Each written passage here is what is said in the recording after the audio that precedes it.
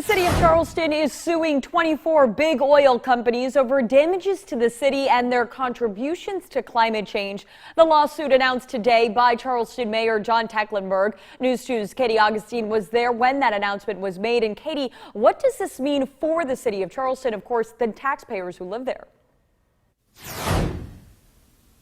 Sophia, Charleston is the 21st city in the country to file a lawsuit of this nature. City leaders are hoping that money from the lawsuit will help pay for these stormwater and flood mitigation efforts, just like the one you see behind me, and that we see every single day here in Charleston. They're also saying that Charleston residents should not have to bear the enormous burden of costs, and that these big oil companies should pay up for damages.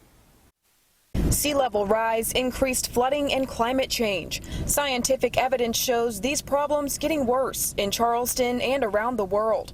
Now, the city of Charleston is stepping up, blaming, saying they knew and lied about the impacts of burning fossil fuels and greenhouse gas emissions since the early 1950s. This lawsuit we are filing today shows that these companies have known for more than 50 years that their products were going to cause the worst flooding that this world has seen since Noah built the ark. The 155-page lawsuit doesn't specify a dollar amount for damages, but the mayor estimates the city is owed around $2 billion. I feel it's not fair to the citizens in Charleston to have to bear the burden, the total cost of these improvements that are needed because of sea level rise. Big players like BP, Shell, and ExxonMobil are being sued, along with more regional companies like Brabham Oil and Piedmont Petroleum Corporation. We reached out to several companies for comment and heard back from many.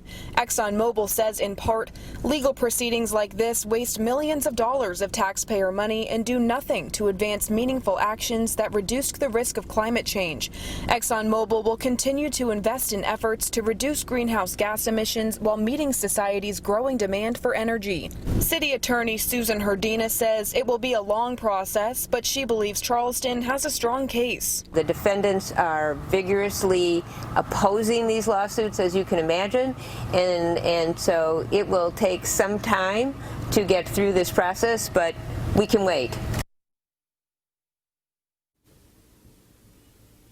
You can read Shell Oil Company's statement on the lawsuit on our website. That's counton2.com. Live in downtown Charleston, I'm Katie Augustine. Count on 2.